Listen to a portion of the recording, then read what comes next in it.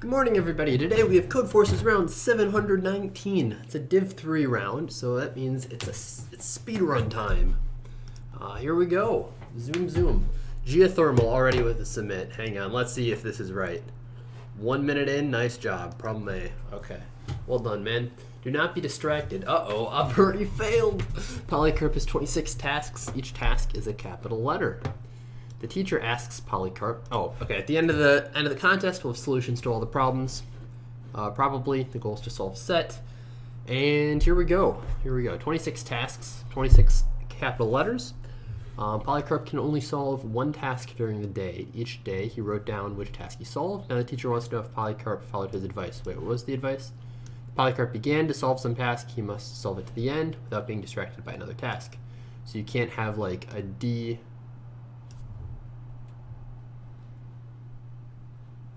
After switching to another task, you cannot return to the previous. Yeah, so you can't have a letter and then, yep. So in this case, you have B's followed by some things followed by B. Cool.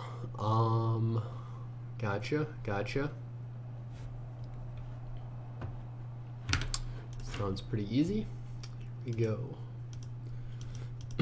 So the idea here is going to be, we're going to mark characters that we've seen if it's different from the previous one. So if this character and the previous one differ, we say we've seen the previous one. And then if we've seen the one we're working on, then we say it's illegal. So what does code for that look like?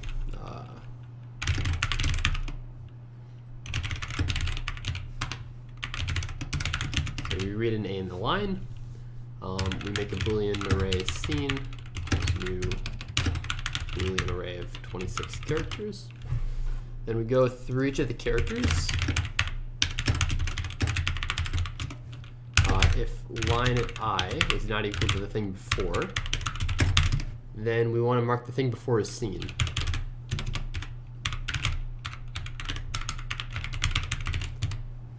And then if we've seen line at I minus A, then we print no.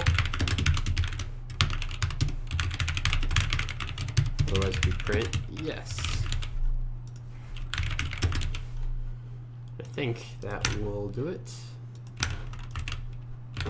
Looks good. Alright, so let's submit to A. Then move on to problem B. Ordinary numbers. Let's call a positive integer n ordinary if all the digits in its decimal notation are the same. Okay. For a given number n, find the number of ordinary numbers from 1 to n. We can just iterate through all ordinary numbers and check if it's small enough. Because there aren't that many, right? So up to 10 to the 9, you have 9 possible lengths, and then each possible length can be maybe 10 possible digits. You just have to be careful with multiple zeros, but I guess you don't because those are all smaller than 1. There you go. Okay. Very good. So int n equals this.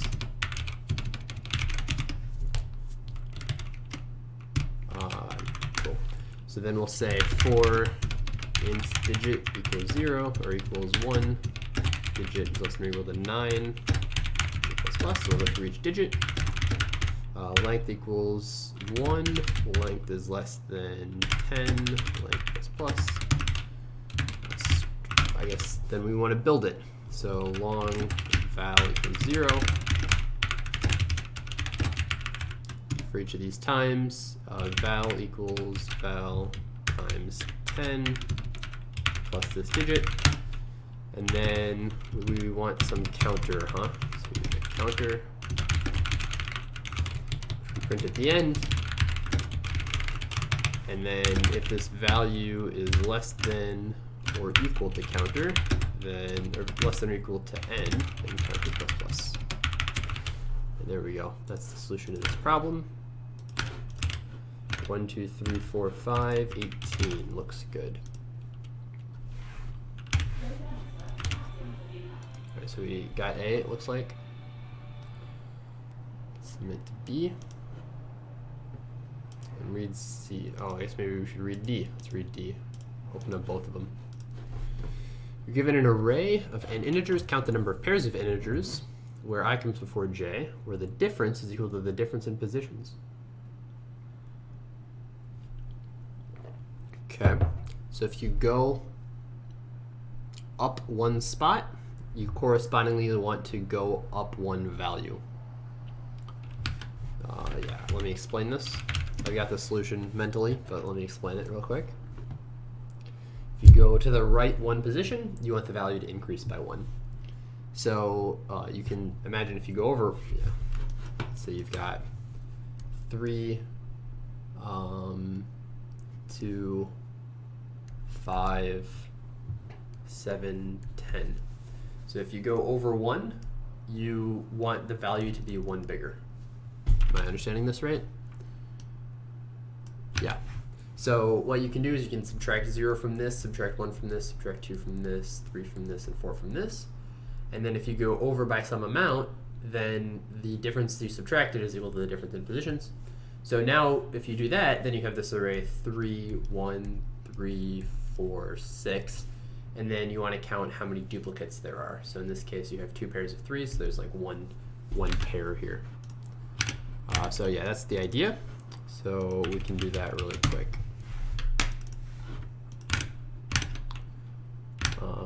Cool. So we have int n is the number of things in the array. The array is an array of size n. We'll go from I equals 0 to n. 8i.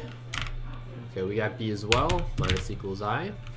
And we also probably want, how big can these values go?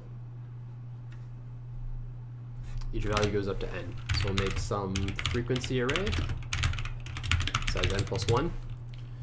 And then frequency, okay, so we want some long count equals 0 as well. We'll print this at the end. And then what do we do from here? So we want to update the frequency of this thing. So we say frequency at a at I plus plus, and then we also want count plus equals frequency at a at I. And we should be good. Nope, what's the bug? Count plus equals frequency at AI. Is that a array next set of bounds? -1. Oh, gotcha. Do this times 2. Because things can be negative. And then we'll just add this to the indices here. That way everything is all positive. Thank you for the good test case. 1, 3, 3, 10. Nope, undo. And then submit that. It's problem D. Forbidden.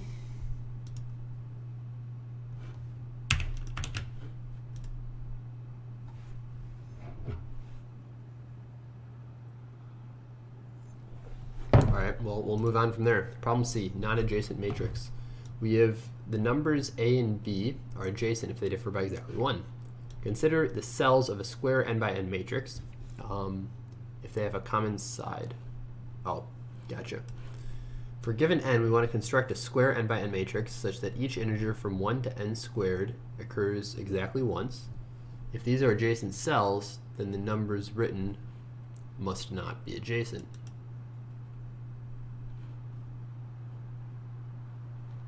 If R1 and R2 are adjacent cells, then the numbers written must not be adjacent.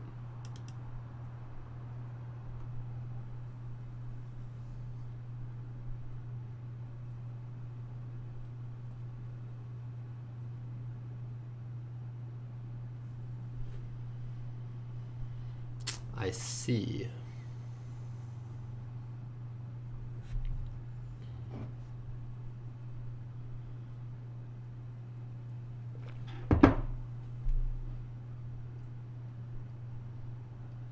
So it's probably possible for everything bigger than 3. So what do we do for 4 plus is the question, I guess. All right, we got D as well. How do you do this in a row? So we can do 1, 2. Oh man. So if we 1, 4, 2, 3 is tricky. You can't really do it like that because you have these two which intersect. So you can do 1, 3. Ah, gross. Maybe we do 2, 4, 1, 3. There you go. 2, 4, 1, 3. And then we keep repeating that.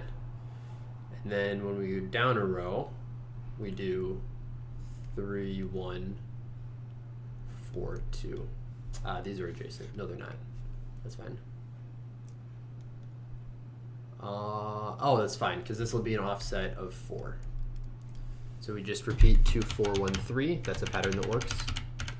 Because this is 2, this is 3, and this is 2. And then these will all be 4. So that's all at least 1.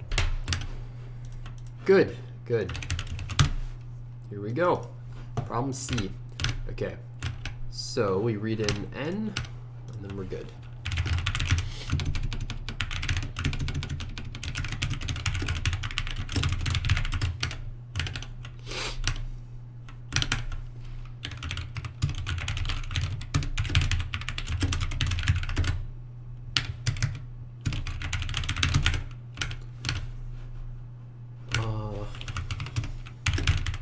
I guess we'll special case up to 3.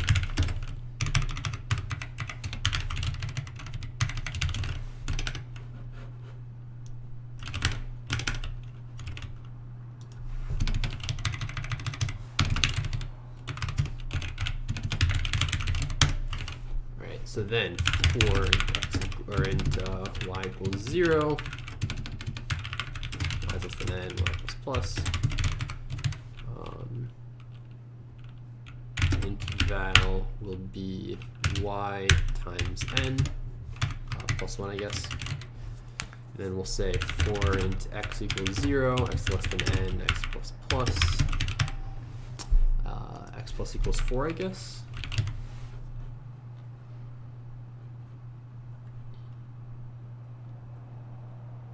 And then for int, I guess xx equals x, xx or equals 0, I guess, xx less than 4, xx plus plus. We'll say val plus equals 4, maybe, here. And then 6 out something. What do we print? X plus, what is this array? 2, 4, 1, 3.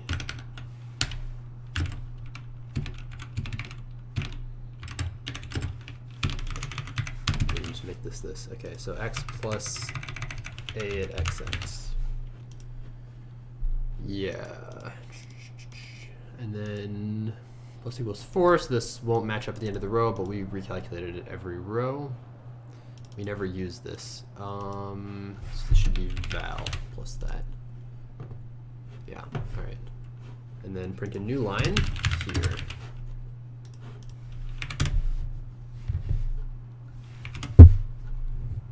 One, 2, 3, 4, 5. Okay, that's not right. This should be less than xx plus x is less than n.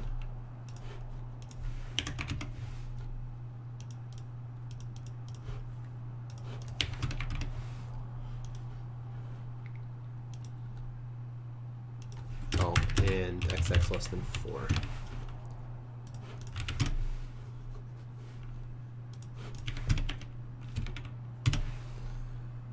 Two, 4, 1, 3, 6, 7, 9.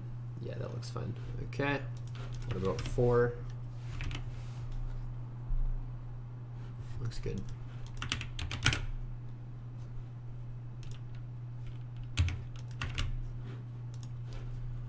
All right.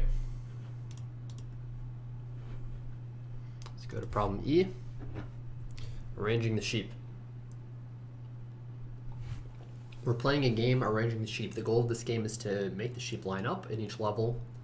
We have a string of length n of periods and stars, asterisks, coming from the Latin word aster. There you go. In one move, you can Move any sheep 1 square left or right if the corresponding square exists and is a period. The game ends as soon as the sheep are lined up. That is, there should be no empty cells between any sheep. Empty space or a sheep. Okay, I see. Second line. Minimum number of moves to complete the level. Every time you have a period, you either need to move everything to the left onto it or everything to the right onto it. So for each period, wrong answer, okay.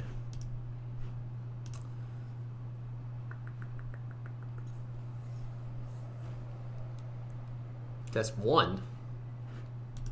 Maybe I should have run samples. 1 minus 2.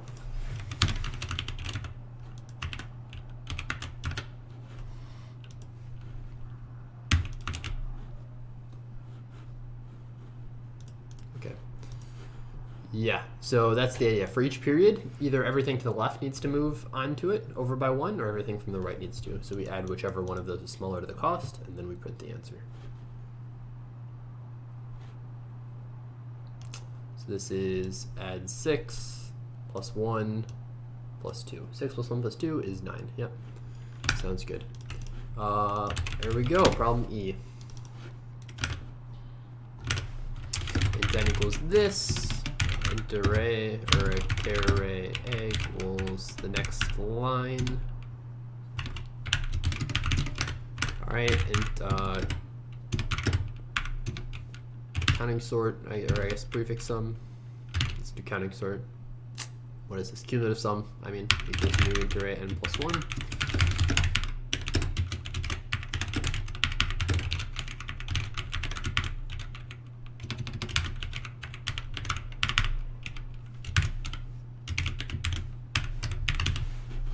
So then we'll have the prefix sum, or answer test 5. Interesting. We'll go back to that in a minute, but this will be the prefix sum of how many stars there are for each prefix. And then we want our answer. So we'll go through the array. If this is equal to an asterisk, we'll continue. Otherwise, we'll have long answer equals 0. Print the answer at the end. If it's not equal to that, ans plus equals whichever is smaller, the number of ones before it, which would be cs at I, or the number of ones after, which would be cs at n, like the total number of ones, minus the number of ones before it, cs at I.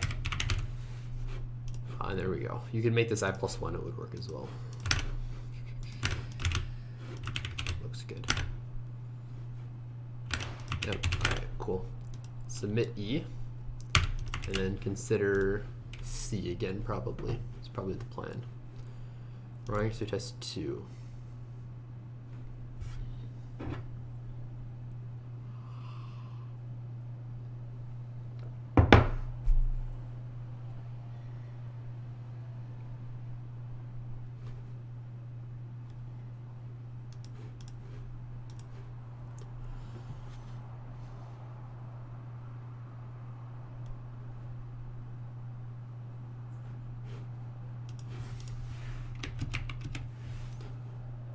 We have the number 26. That's a problem. Okay.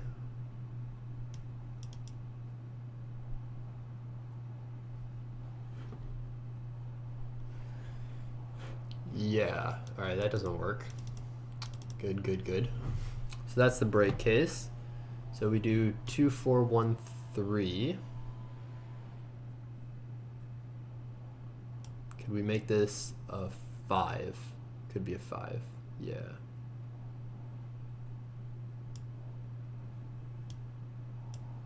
What if we have a 4 in the second position?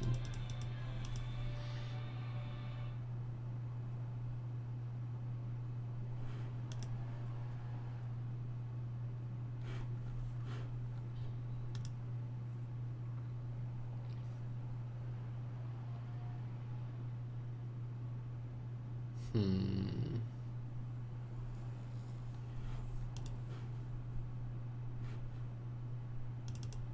is a little bit annoying.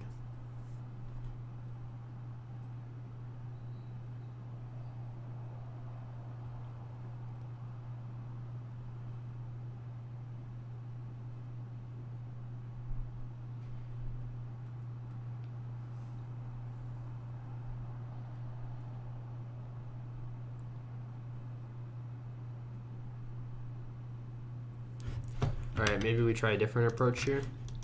So what if we've got this grid, right? We have all these numbers. We initially do them in row major order. So just like increasing left to right, increasing bottom to top, like as you would number a grid. Maybe let's do a 4x4 here, so it makes more sense. Then we chessboard pick these things here. And then we shift everything cyclically down by 2 rows, like that. So what would you be adjacent to? This guy is adjacent to this one and to this one. When it's here, it would see neither.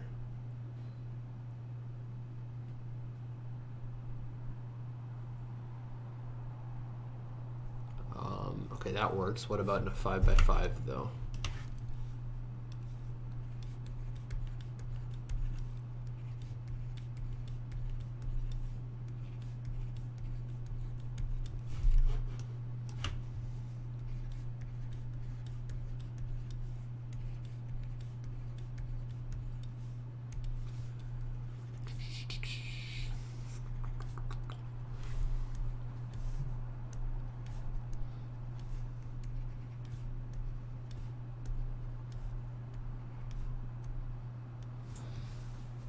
Oh, okay, so I guess, yeah, you just have to make these go to the top. It only shifts by 1 rather than by 2. Oh wait, and then these go to the top here, yeah, okay. All right, I think that should be fine, I think, right? Cause, yeah, all right. All right, all right, all right, all right. Int grid, new int,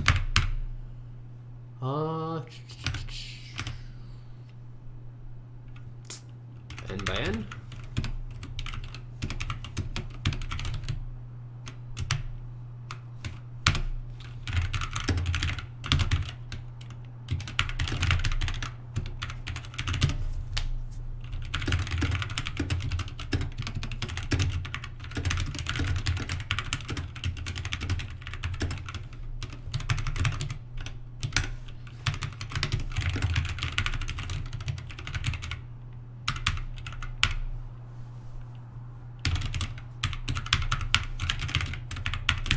So we'll make each position equal to some counter, which will increase.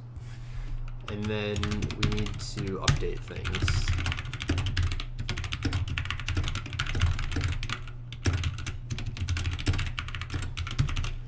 All right, so if x plus y mod 2, this is equal to 0, continue.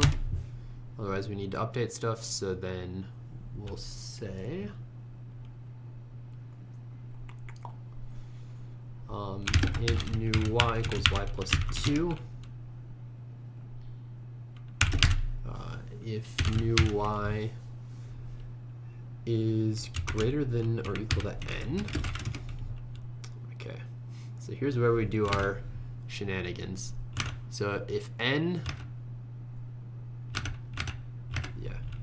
if n mod 2 is equal to 0, new y modulo equals n. Otherwise, we want it to be the reverse.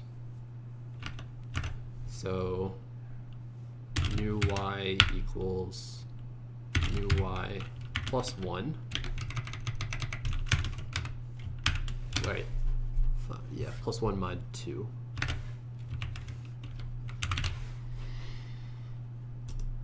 All right.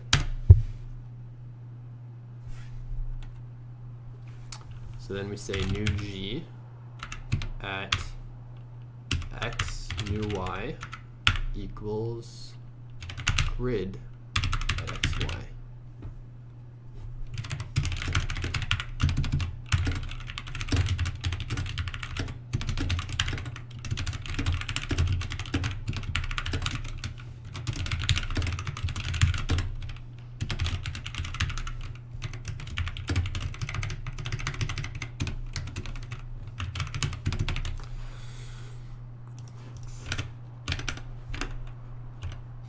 Well, let's try. So if you have 4 by 4, that is a problem because everything's off by 1, but it has the right numbers. 1, 2, yeah, okay, so those are right, and then these get moved down by 2. Yeah. And then these get swapped as well, so that seems reasonable. Okay, so that's a 4 by 4, but these need to be this plus 1. So we'll just start the counter at 1. Cool. What does a 5 by 5 look like? 2, 4. So all of the even numbered things are not in place. Uh-oh. We've got duplicates going on here.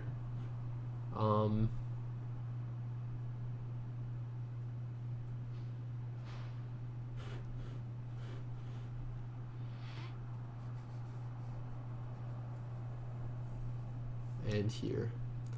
That's a bit of a problem.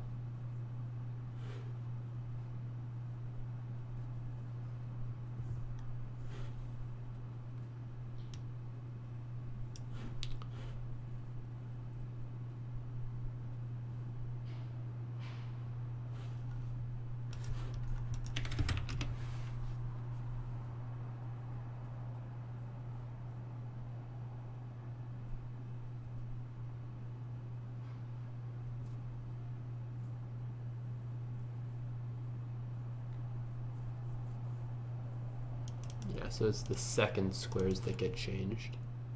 So, oops. So this should not be getting overridden. But it is by this.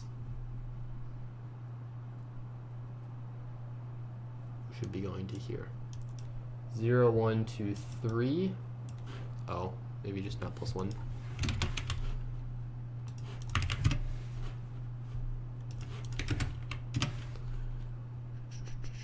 One, 3, 5, 7, 9. Yeah, okay, that's looks good.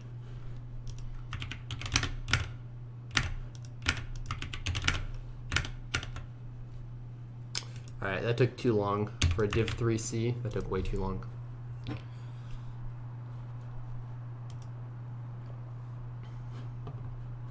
We'll move on to this, I guess.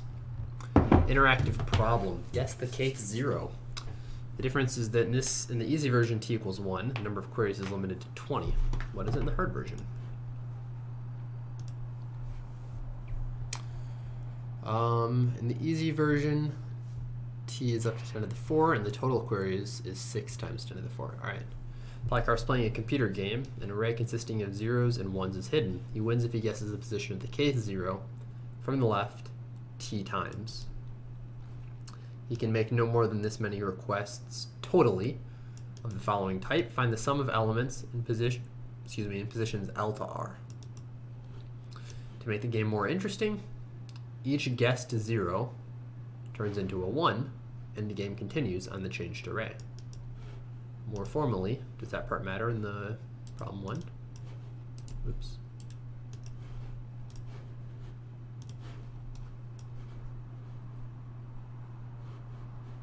The easy version of the problem, this paragraph doesn't really make sense since t equals 1 always.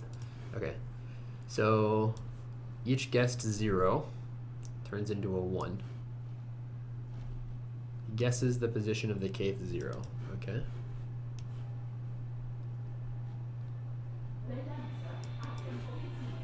Okay, well, we got it. We got it.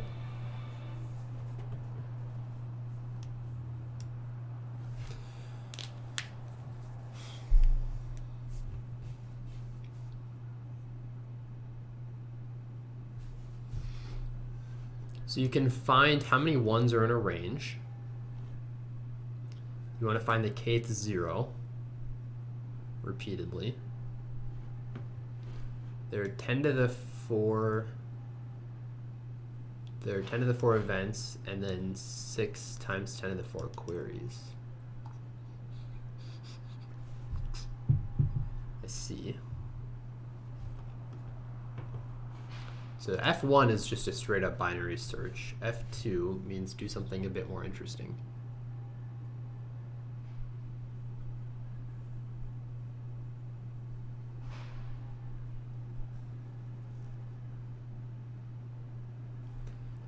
We can query every 10 things. Wait, what are they saying? In addition, what is this weird thing? If the position of the kth 0 was x, then after Polycarp guesses this position, the x element of the array will be replaced from a 0 to a 1. So just like decrease 1 from all queries that are bigger than it in the future.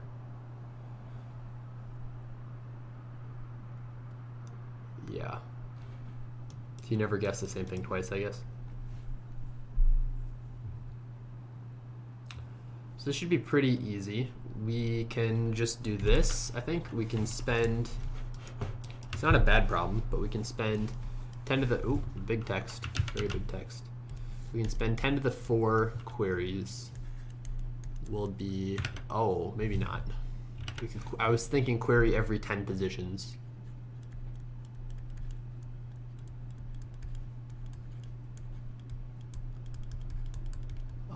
But the problem is then we only have slots of 8 left over. Wait, no, we have 5.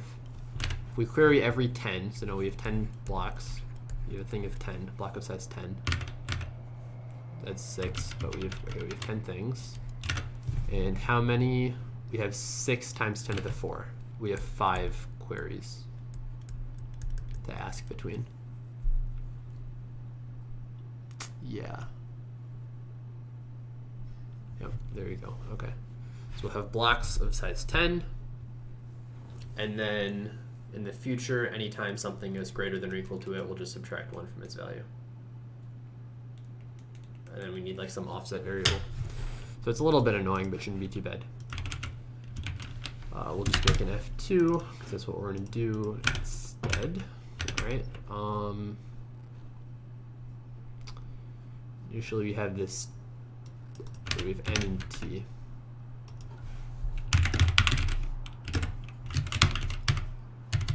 All right, we probably want some offset. Initially 0. Oh, we need like number of things less than. I guess we can just use a Fenwick tree for that. Give us an easy point update range query.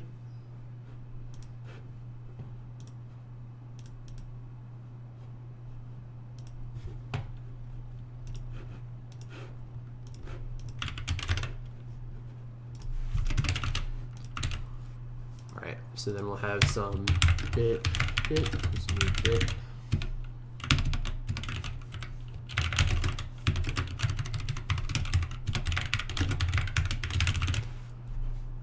So now for each of these things, first we want the tens prefix.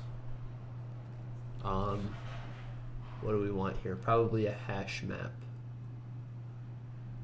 Yeah.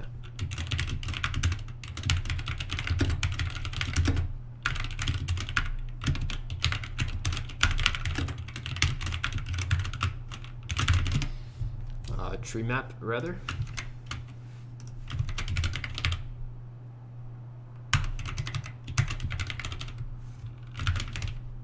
No, we don't. We just want an array.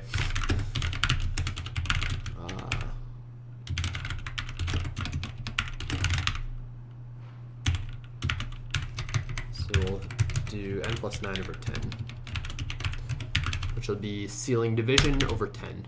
So this is how many groups of 10 we have.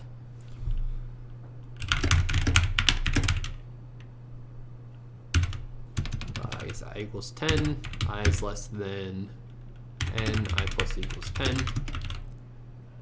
then zeros before 10 group equals the next int. Oh, I guess it'll be I minus this, because this will be how many ones there are. All right, we'll have this many ones. Wait a minute, is F1? Queries is limited to 20. Yeah. Ooh. Okay. So static int range size is 10. So this, we won't be able to use the same solution for both of these.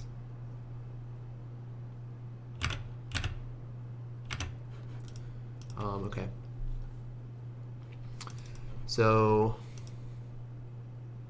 yeah, this at I over 10 would be this. We have to print out our query. What does that look like? We print the L and R, question mark from 1 to I. How many of those things are, yeah, how many of the first I things are 1? The rest of those are zeros. Gotcha, gotcha, gotcha. All right, cool. So we'll do that. And then we want to say, yeah, I guess we'll have to modify this for F1. Okay, then for each of these,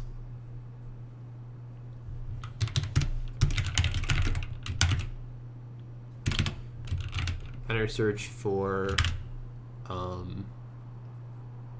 we want the last less than or equal to.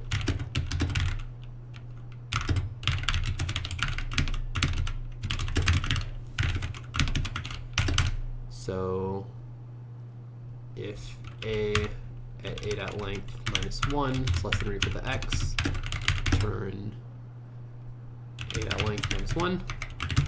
If a at 0 is greater than, well, no, it's going to be equal to 0. So if x is less than 0, you're null.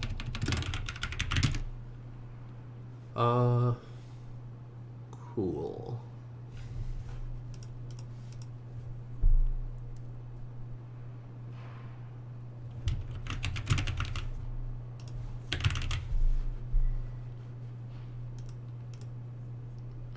Alright, so then int mid or min will be 0, max will be a at length minus 1, a dot length minus 1, I mean.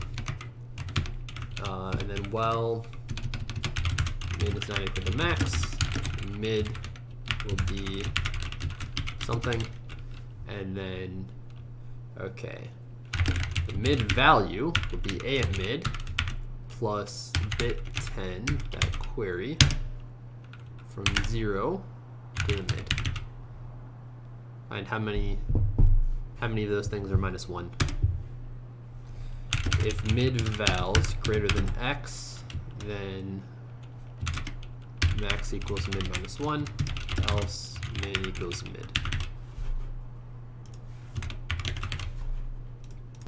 And return the min. Alright, so we need to keep track of both of these things, but that's fine. Yeah.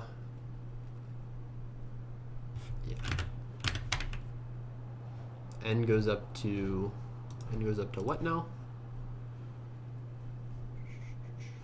2 times 10 to the 5th. Uh-oh. So we'll spend 2 times 10 to the 4. So we have 4 queries left over. Yeah, but that's fine. We should be fine anyway. All right, so, yeah, int target equals this thing.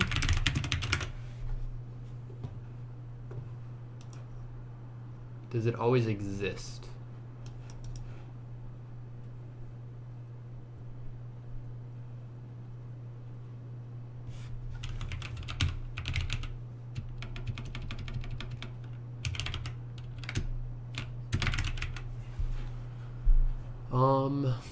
k is, okay, yep, guaranteed it contains at least k zeros.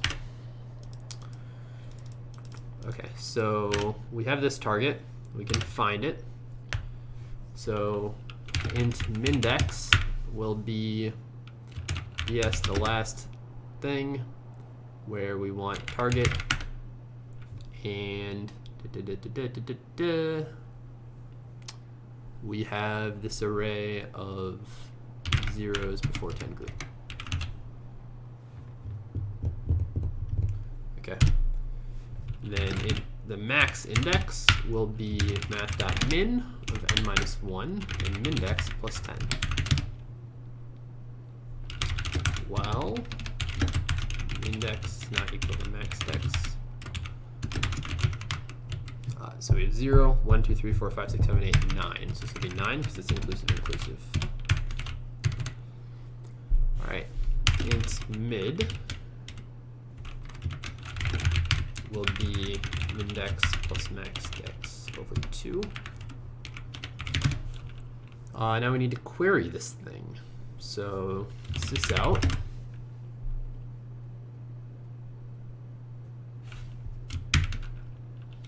Question mark from 1 to mid. Mid plus 1. Wait, we want the number of zeros before this plus this. As many zeros before it.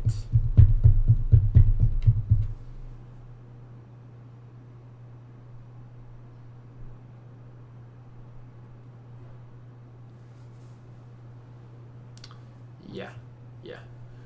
Okay. So we want to include this plus mid plus 1. Oh, this times 10. Okay.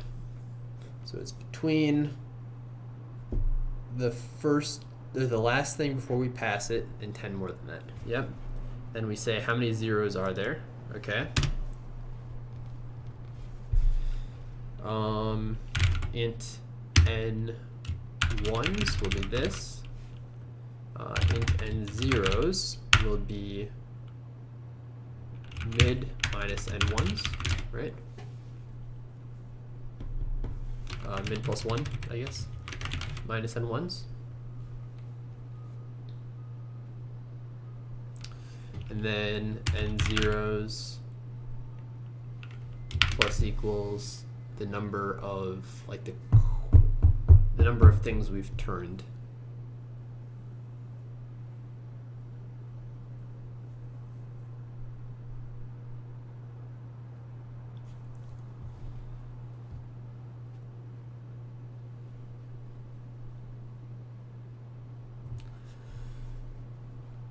Okay.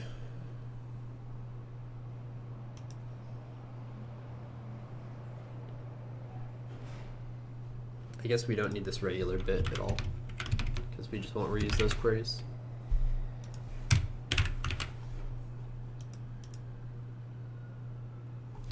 Right. So if n zeros is less than target, then mindex equals mid plus 1. It's like strictly too small. Otherwise, we want to see the first time it hits it. So otherwise, max equals max dex equals mid. Yeah. All right. So now these two things are equal. So we say sys out like our guess for mindex. And we will need to update our bit 10.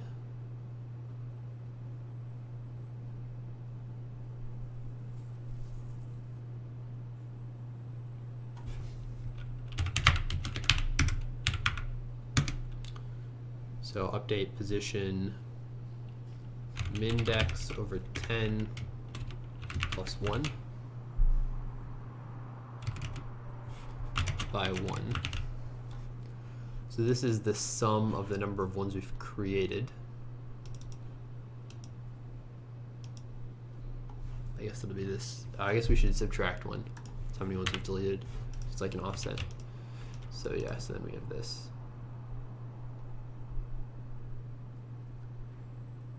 Alright. Alright, let's try it. Let's make it 20 big.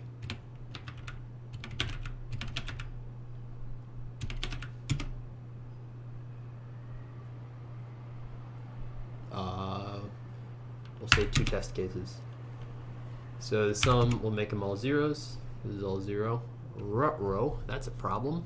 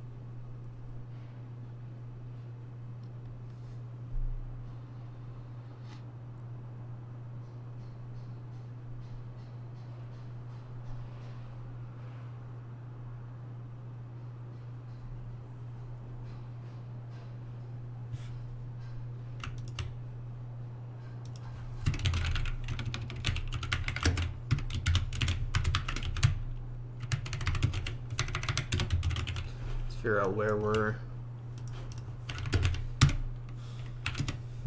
crashing in. So it's not here. We don't even get to this.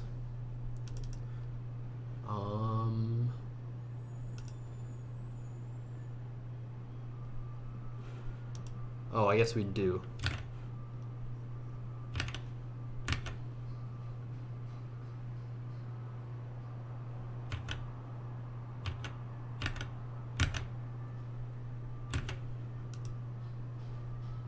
Alright, so yeah, we need to modify this initially. Boolean initialized is false.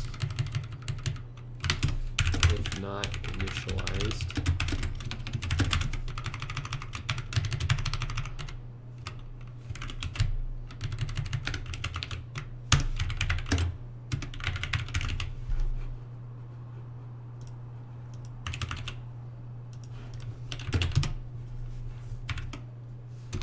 Find the first 0.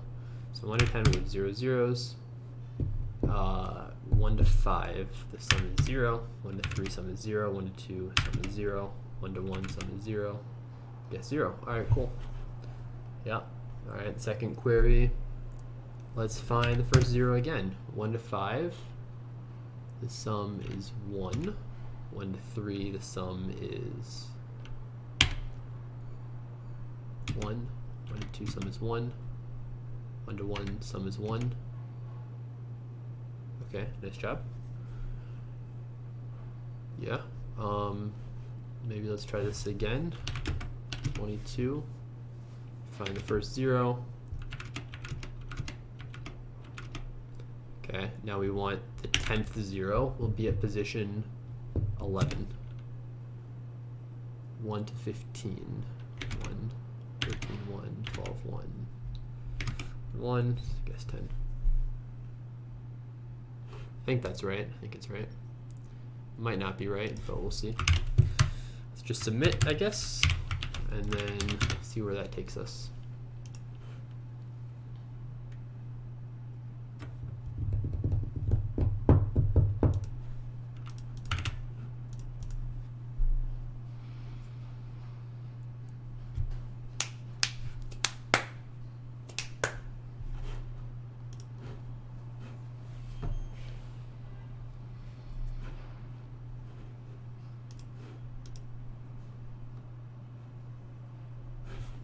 I guess we should just probably get F1 for the points real quick, right?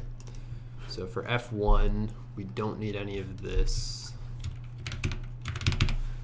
We don't need the bit. We don't need the range size, which I wasn't using anyway. We don't need this.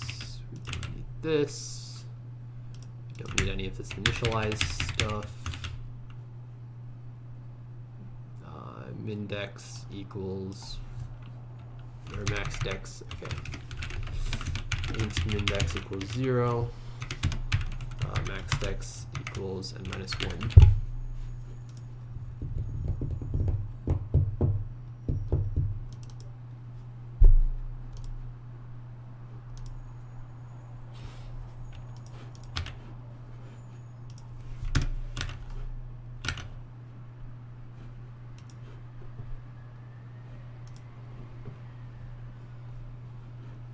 Alright, 6, 1, I guess. So 6, 1.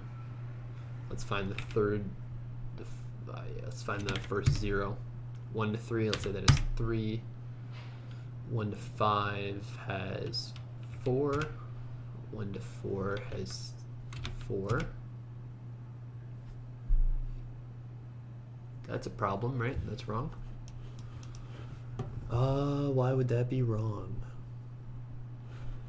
1, 2, 3, 4 has 4 zeros, so this has a sum of 4, so that's not right. Okay. Target. I want to find the first one.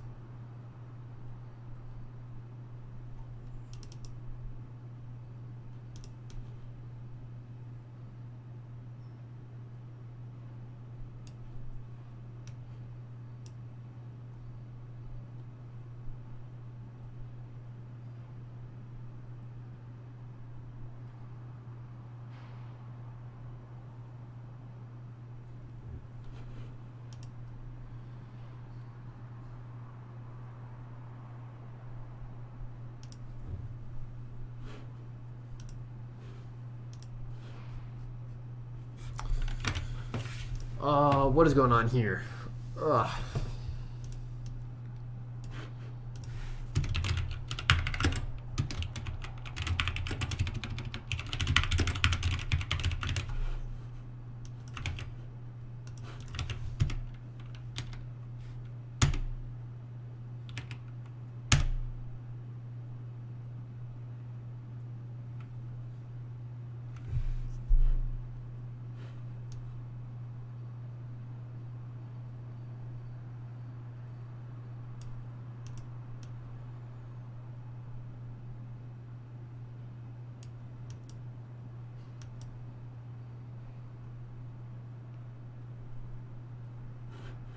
Oh, mix plus 1.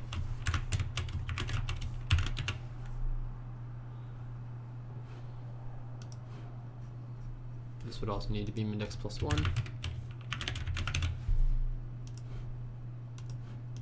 Yeah.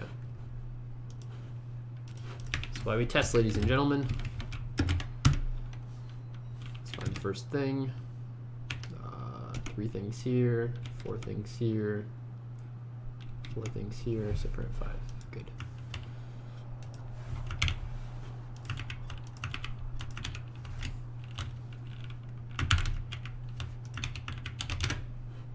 So this is problem F1.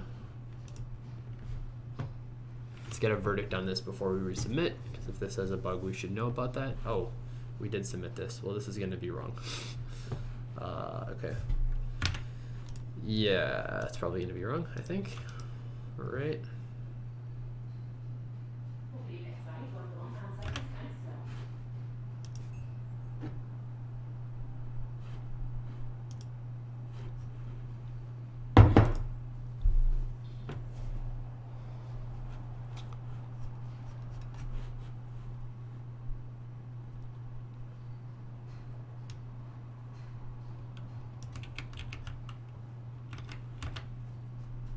Wait, do you read all of the queries first?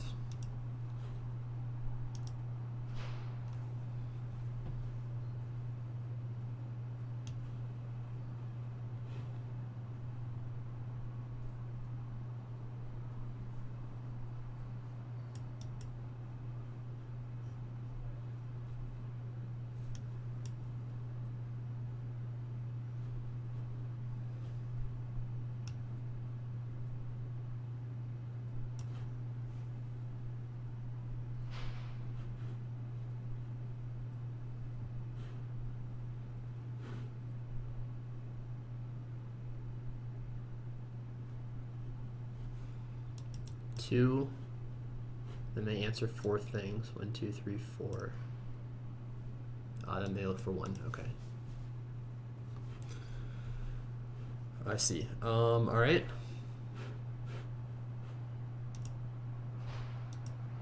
I've submitted to F1.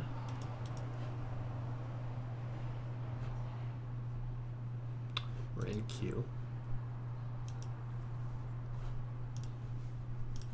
Well, I guess we'll just try this. Yeah.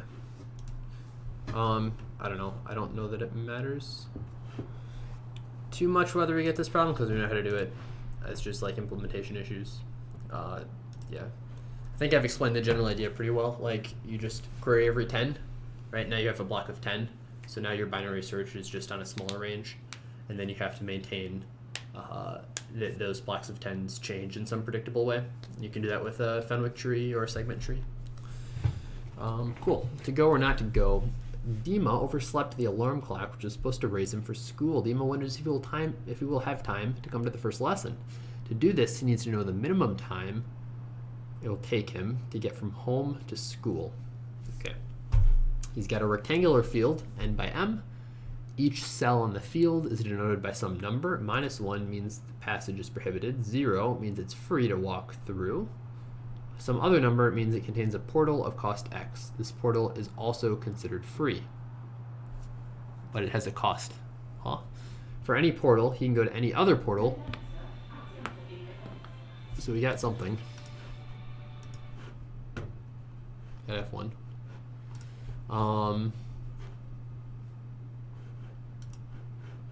Yep.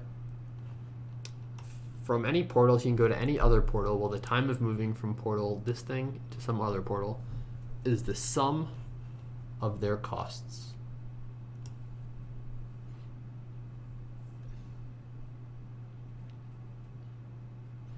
In addition to moving between portals, you can also move between unoccupied cells adjacent to one side at some time.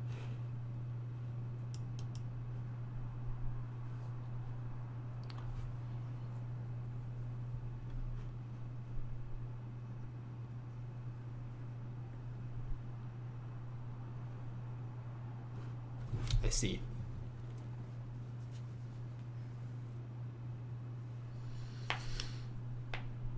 So you're only ever going to use one portal jump, right? Because it doesn't make sense to use 2 portal jumps, because you might as well just jump from the first one to the last one, because you can jump between any 2. Unless any of these things can be negative. Yeah, all the ways are positive, yeah. So you're going to make 1 portal jump, which means we can do 1 BFS from the start, 1 BFS from the end. And then we'll either go from the smallest portal here to the smallest portal here, or we will just walk straight across. There we go. Classic BFS problem. We'll see whether we get F2 in a moment, I guess. There's a decent chance we just got it wrong, but running on test 1, I guess we'll see here. What do we do if we did get it wrong?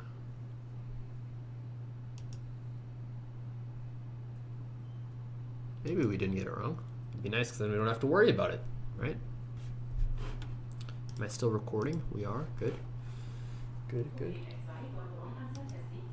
Darn it.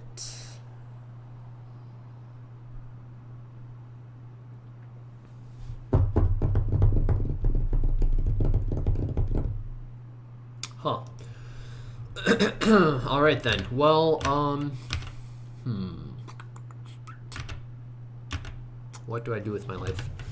I think I solve problem G here and then debug this in a minute. Yeah, because this should be easy. So we have this grid, and then we have the walk cost. Okay. Single test case. Good.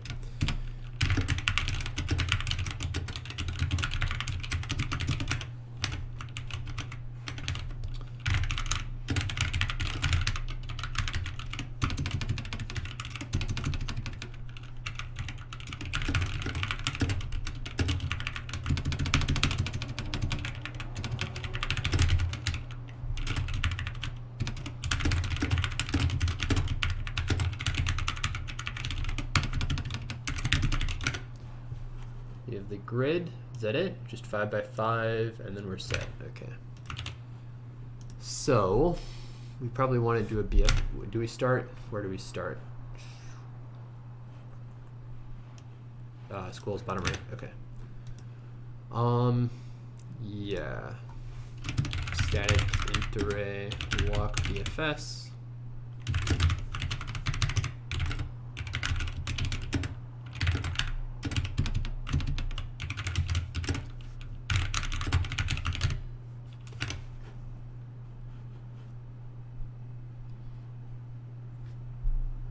These are both free. Okay. All right. So we want an array dec integer x q y q.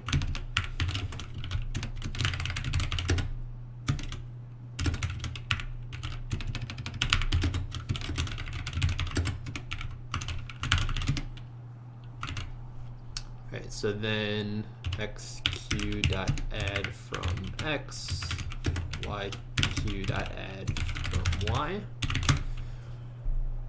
Well, xq dot is empty.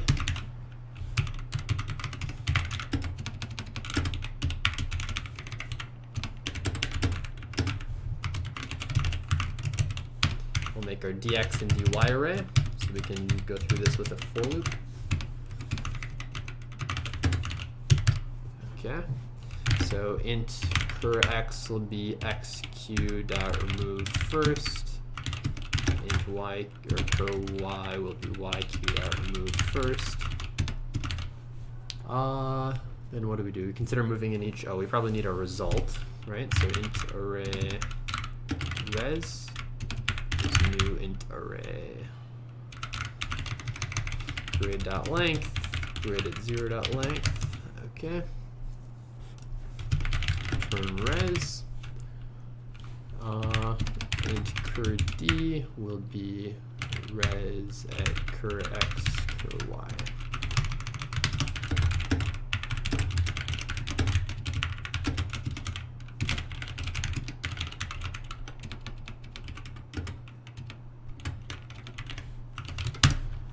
Then we want to say cause 0 to reach the start spot. So res at from x to from y equals 0.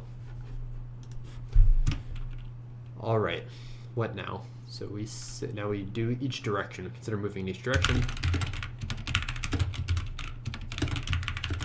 And then we have a new x equals cur x plus dx at d. New y equals cur y plus dy d. If new x less than 0, or new y is less than 0, or new x is greater than or equal to grid.length, or new y is greater than or equal to grid at new x.length, or the grid at xy equals -1, or at new x, new y.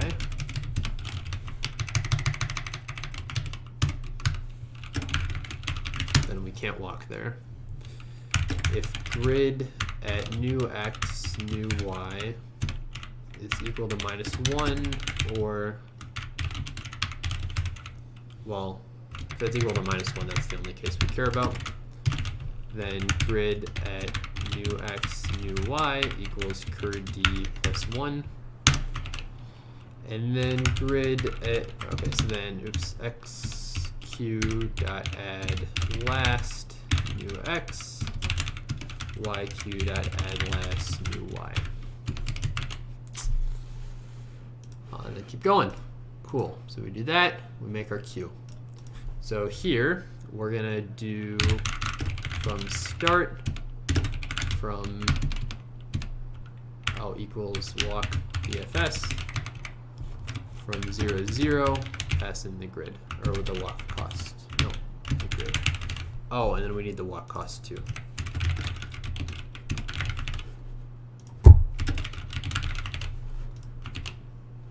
Oh no, I guess we don't. That's fine. We'll just multiply by the walk cost. All right. So now we have our grid. we also need from end. So this will be from width -1 to height -1. So we have the two BFSs. Long ants will be long.maxValue if from start or from end, I guess at 0, 0 is not equal to -1. Then ants equals math.min of ants and walk cost times from end at 0, 0. So you can just walk directly.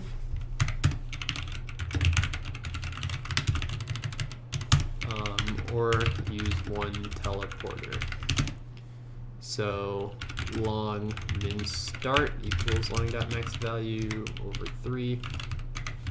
Min end is long.maxValue over 3.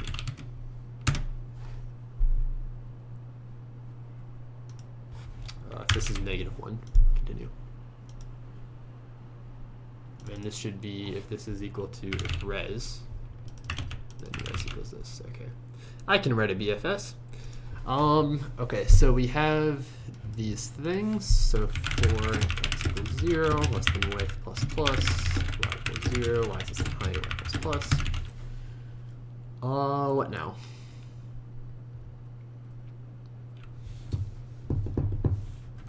Okay, so long start cost equals from start at xy times long walk cost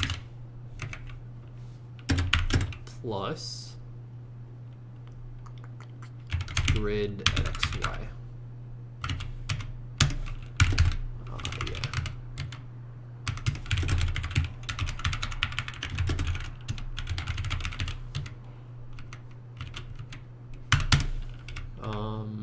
Long end cost equals from end at xy, which is the same thing basically.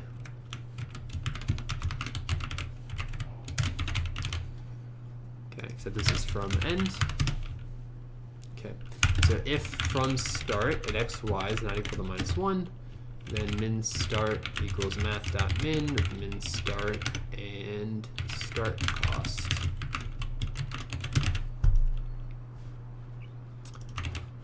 End cost, and this is min end.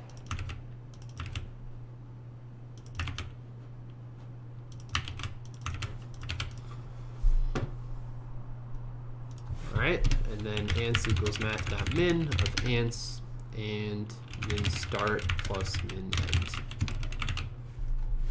Then if ants is greater than long.maxValue over 4, 5, I guess, sys out -1, else sys out the answer. We print 0. Oh, because the cost is 0. Okay. Or grid at xy equals 0. And there's no teleporter there. 14. Submit. No testing required.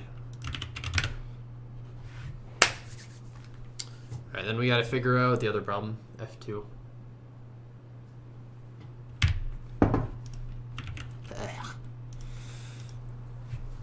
It's not very good tea. Kitten X, what is that? It's kind of cute. It's like Engine X, but Kitten X. Let's look that up, actually.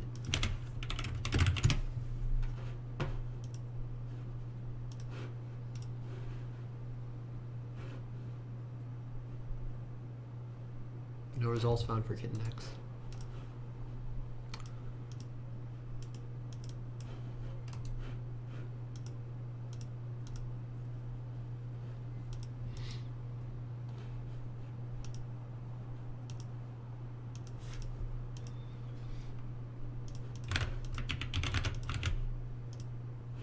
Oh, I should have checked my submissions. Yeah, I don't have a submission. Okay.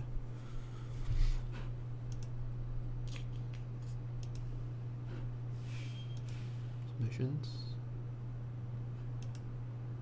Did I submit?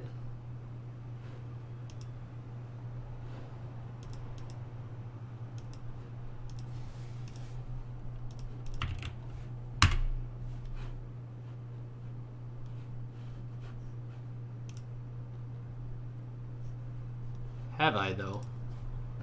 Oh, was waiting. Okay.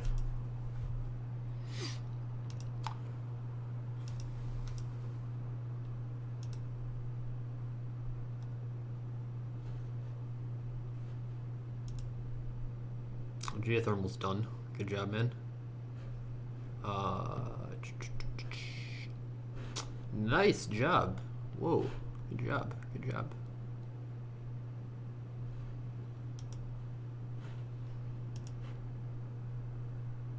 Alright, I don't know. I guess we just assume that's right and figure out F2,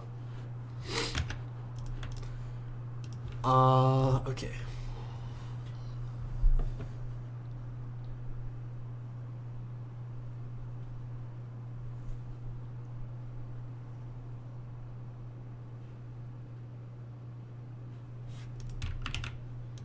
Not infinite looping anymore.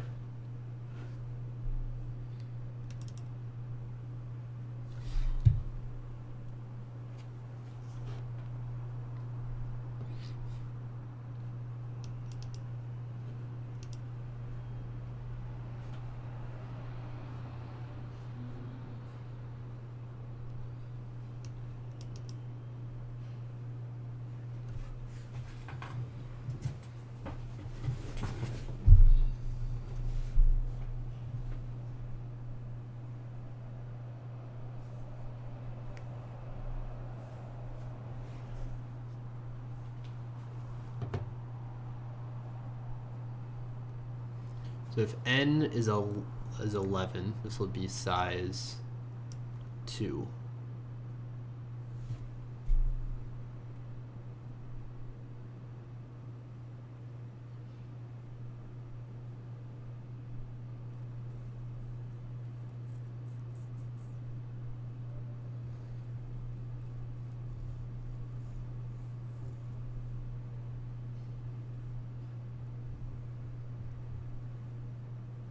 Yeah, I guess that's right. So it's everything before.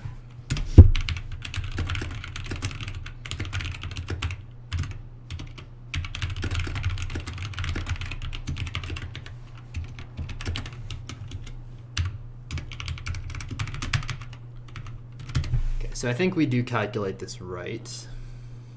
Okay.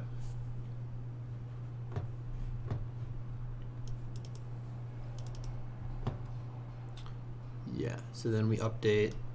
So for position 10, we update position 1, yeah. For position 9, we update position 0. Sounds right. By -1. Okay, because it's 1 off.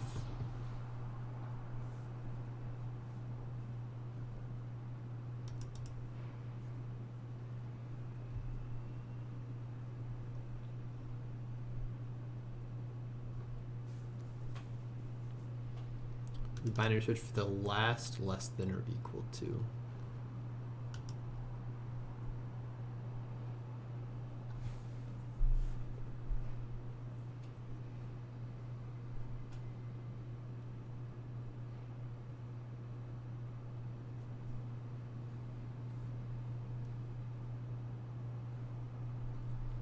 Oh, this is how many zeros there are. Yeah. Okay, so we have this. Gotcha. So we're binary searching the last thing less than or equal to this many zeros. Do we have a verdict, by the way, for G? Test 37. Looking good. Looks like we got G, probably.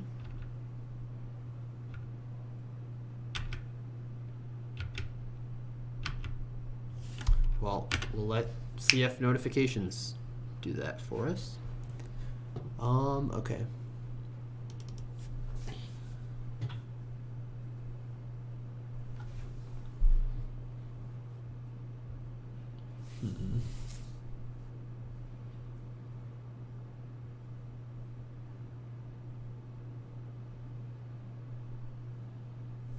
So the minimum it can be is the last group where our sum was less than or equal to the target. Is this indexed? Well, okay. Come on, do we have this yet? Not yet. We'll get it.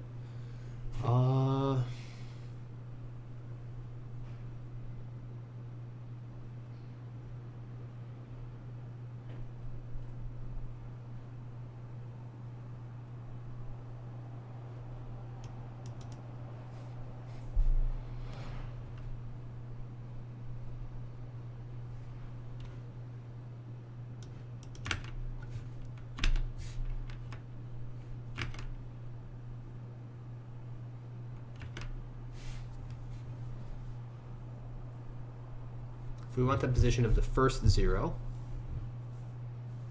then target is equal to 1.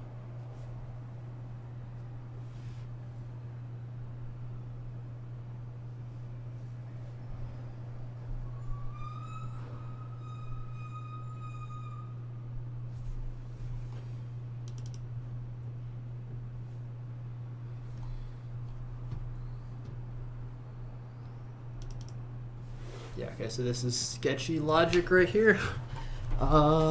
If we want the position of the first 0, we binary search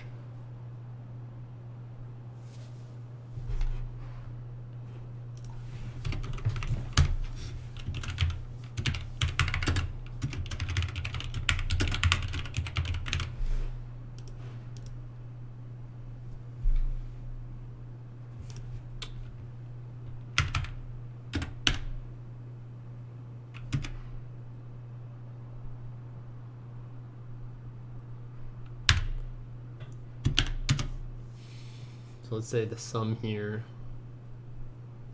is 10, sum here is 20, sum here is 29.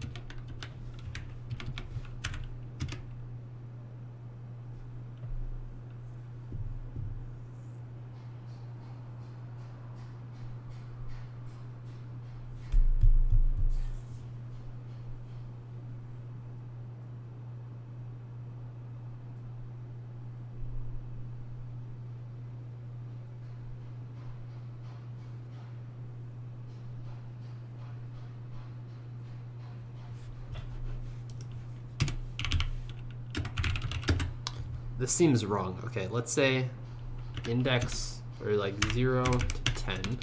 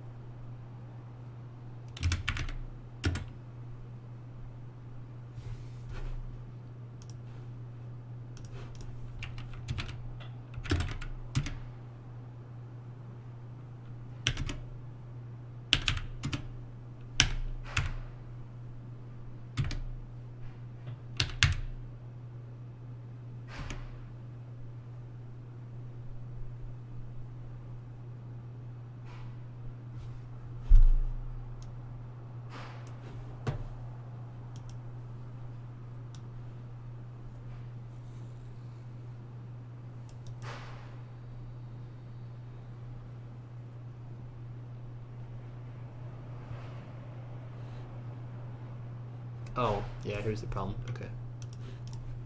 So 40, 1, 1, 1 to 10, I say there are 10 ones, and there are 19 ones, there are 29 ones. Yeah, so this is wrong. Should not be this.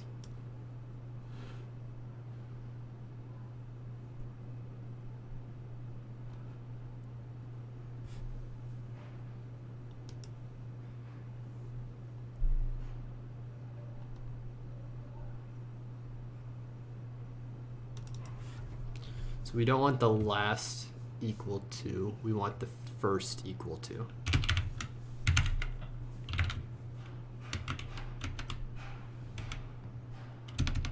Or we want the last less than.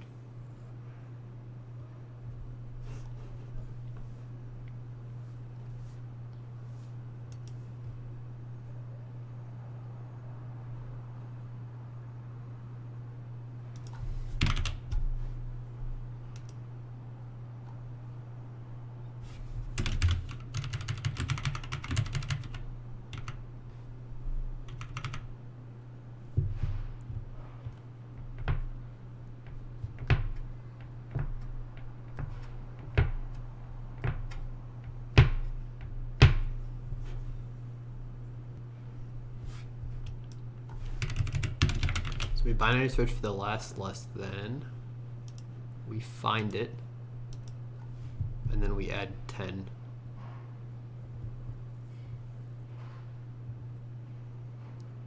So the things from 1 to 10.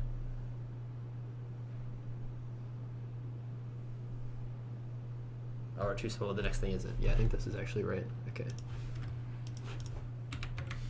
41. Let's see if we can find the first thing. So there are 10 things there. 19 there. 29. Yeah, I think that's right. 10 and 19. Then we do a binary search from there. Okay.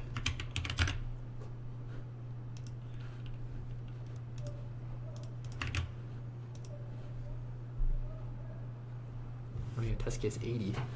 So many test cases.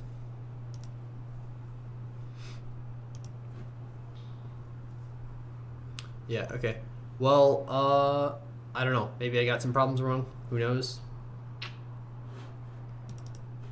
Kind of takes forever to run things, but there you go. That's my contest. I think I'm going to call it here. I can go over solutions really briefly to these things, but it'll be pretty quick. Yeah, let's do that. If I get something wrong, I'm just not going to solve it because I know how to do all of them. I just might have a bug somewhere. And the judging system is taking really long because they didn't make these multi-test case, which you should do. If you write a div 3 round, please make the problems multi-test case. But yeah, anyway, are we recording still? We are. Is my face too small? It seems a little bit small. Oh, that was annoying. Sorry if the screen was broken the entire time. Yeah, oops. Well, anyway, here we go. Okay, let's talk about the problems. Problem A, don't be distracted. Yeah, so you just need to say if there's like a letter followed by something else, followed by that same letter later on. So you can mark which letters you've seen, and then later on you can say if you've seen this letter already, then it's bad. Otherwise, it's good. That never happens. That's problem A. Problem B, you can look at all of the ordinary numbers up to 10 to the 9. There aren't that many. There are like 10 times 10, roughly. So you can just look at each of those for every test case and then check if it's less than it. To do those, to generate the ordinary numbers, you can brute force which digit is going to be repeated and then also what length it is. And then to generate some number, you just multiply it by 10 to shift all of the digits over by 1, and then you fill in the last digit by adding whatever that digit is. So that'll fill out this thing, and then if it's less than your number, you can increment your counter. There's probably other stuff you can do too, but I think this is the easiest solution probably. I think D was the next easiest problem, so let's talk about that. Same differences. So yeah, for D, I talked about this while I was solving it, but the TLDR is if you subtract the value I from the ith index, then you just want to say how many pairs of numbers are the same. And that's pretty easy to calculate. Every time you have some number, you can say you can count how many of each number you've seen before. So if you see a 5 and you have a count for how many you have an array that counts how many of each number you've seen before, you just say whatever index 5 is, we add that to our answer, and then we update index 5. So that's the sub-problem. The question of how do you get there? Well, the idea for this is that if you shift over by 1, you want to decrease your value by 1, right? Or correspondingly, like if you move over 3 steps, the value should increase by 3. So if when you move over 3 steps, you subtract 3 more from your value, then that makes it like easy, because if you move over 3 and you subtract 3 from your value, well, you were supposed to move over 3 and add 3 to your value, subtracting 3 cancels that out. So now you're looking for how many things are equal, how many pairs are equal in the array. So yeah, that's the solution to that problem. Code looks like this. Oh wow, that is very clean. Look at me, surprising myself at how clean my code is. The reason for this n+1 stuff is because the values could be negative. So your 10th element might only be 1, but 10 minus 1 is minus 9. So yeah, you have to be careful about that. So I add n+1 to each of these things. But yeah, that's it. So you just have this count, and then you print the count at the end, and then you add your frequency as you go. So it looks like we got problem G. Cool. And if we get F2 wrong, then oh well, honestly. We'll just move on with our life. For not adjacent matrix, oh, looks like we got it. cool. Nice, nice, nice. So it looks like we beat Monogon by time to solve set, at least. Okay, cool. So here we go. Problem C, not adjacent matrix. Yeah, so you just do this picture here. So the arrows might not be super easy, but like if you make a checkerboard pattern, then you can move everything down by some number of rows. This works as long as there are at least 4 rows and 4 columns. If there aren't 4 rows and 4 columns, you're given all of the answers in samples. So you just print what they tell you in samples. Right here. There's the answer for 1, 2, and 3 right here. So there you go. That is problem C. We talked about D already. Problem E, arranging the sheep. So yeah, for this problem, every time you have a period, either all of the sheep on the left of it need to cross this empty space, or all of the sheep to the right need to cross the empty space. Why is that? Well, when a sheep goes onto the empty space moves one over. So basically you swap the sheep in the empty space. So instead of thinking about it as moving all the sheep together, you can think about it as moving all of the empty spaces to the outside, right? Imagine them as like bubbles. They can go in either way.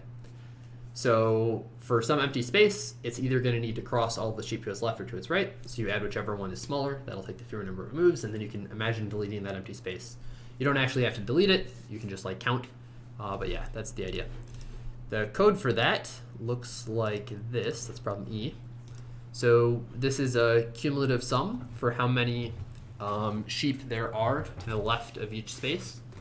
And it's 1 indexed, so the beginning of that is just a 0, because that's how I do my cumulative sums. And then, yeah, I build it based on the previous thing, just iteratively. And then I say, if this is a star, then it's a sheep, so we can ignore it. Otherwise, if it's a space, we either have to take 1 point for every sheep to our left, or 1 point for every sheep who isn't to our left. So this is the number of sheep. This is the number of sheep to our left. If you subtract them, you get the number of sheep to the right. It might make more sense if we do this, if we put +1s here. Maybe that helps you a bit. But if you take advantage of the fact that you're a 0, it doesn't matter. So yeah, there you go. That's problem E. All right, problem F1. This is literally just a binary search. So, yep, here's what a binary search looks like. That's one way of doing it. There you go. If you don't know what a binary search is, you should look that up. But this is literally just a binary search. This is one way of implementing it. Yeah. For F2, it's a bit more complicated of a binary search, but the idea is that you have to use information between queries. So what you can do is spend the first 10,000 queries querying just different positions in the array. And then after that, instead of your range being really big for every query, your range is only size 10. So if you query every 10 positions, sorry, you spend 20,000 queries, but you spend 20,000 queries querying every position. And then after you do that, you have a range of size 10 that you need to look through for each other query. The part of a 0 turns into a 1, you can offset that with your initial array just by using a Fenwick tree. Or maybe you can use like a tree set if you have number less than. You can use that in C++. But yeah, that's the idea. That's how you solve F2. It's pretty simple, I think. Yeah, kind of a cool problem, I guess. G, I think this was a cool problem. So you have this grid with some teleporters. The key observation here is that you only want to teleport once. You don't want to teleport multiple times. Let's draw a picture for that, because I didn't explain that too directly in contest. So let's say you're going to do this teleportation. Maybe you're going to walk a bit. Like this is you're going to walk. Then you'll do this other teleportation. And then you're going to walk to the finish. You're going to walk to the start. So here's the idea, right? Let's say this costs 7, this costs 10, this costs 1. Maybe we make these cost just 1. This costs 1, this costs 1, this costs 5 or something. You've incurred some cost by doing this part of the array, this part of the journey, when instead you could just do this. You could just teleport directly. And the amount you would save would be equal to this cost, plus this walking distance. So you can directly save all of that cost just by doing your direct teleportation. And that's the proof that you never want to do multiple teleportations, right? if you're going to go from a teleporter and use the teleportation to go somewhere, you might as well just go to wherever your last teleporter in the path would be. So now we have a simpler version of the problem, which means there are two options. Either you directly teleport, right? Either you walk a bit, directly teleport, and then go to the end, or you don't teleport at all, you just walk the whole way. If you walk the whole way, it's literally just a BFS, right? So you can write a BFS, you do a BFS, and then you print the answer at the end. If you're not going to walk the whole way, that means you're going to go from the start. So you're going to go from the start to some teleporter T1, and then you're going to go from the end T2 to the end, like this. And then this is going to be a teleportation. So the key observation here is we can do like sort of a meet in the middle part. So if we have a bunch of teleporters like this, and then we have the start and we have the end, we can figure out the distance from the start to all of the teleporters. We can do that really quick, and we can figure out the distance from the end to all of the teleporters. And now the end will go to whichever teleporter is cheapest if we include the cost of teleporting in the walking cost. So if like this is the cheapest teleporter for the end, we'll do that, and then we'll have the cheapest teleporter for the start. It's not just the cheapest to get there, and it's not just the cheapest one it can reach. You have to add both the cost of getting there and also the cost of using that teleporter. And that'll get you the minimum cost to get to a usable teleport from the start and also from the end. And then you just like combine the two, and that's your total cost. The code for that looks like this. Oh, I didn't show my F2 code, but yeah. It's a bit annoying. It's not too bad. Yeah, but it looks kind of like this. Okay. Yeah, you can pause it if you'd like to see any particular part. If you're not familiar with these Fenwick trees, there's a great Algorithms Live episode 0 on it. So you can watch that and learn how those work. But basically you can do point update and range sum is the sharp TLDR there. All right. For this, we have this grid, which we read in. We do 2 BFSs, and then we can either walk directly there, or we can use one teleporter.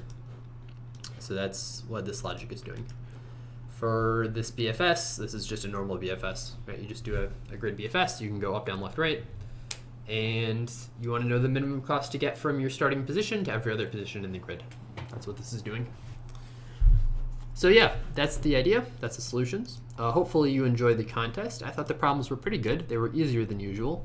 The one suggestion I have for the author is in the future, I would make, especially for Div 3 contests, I would make the problems multi-test case, right? If you're gonna have 80 samples for problem G, that's gonna take a long time to run. And there were some Codeforces issues with some technical issues basically. So yeah, I'd make it multi-test case because you have lots of reds like me just speed running this, right? So yeah, here we go. Has Monogon figured it out? Not yet. Well, good luck, man. You can do it. Rainboy at Speedrun the round. Good job to him as well. He probably would have beaten me if he did A and B. But yeah. Anyway, that's all for me. Hope you enjoyed the contest. Have a great day, and if it was rated for you, hope your rating went up. See you in the next one, or in something that isn't a Codeforces contest, because those videos exist too. All right, that's all. Goodbye.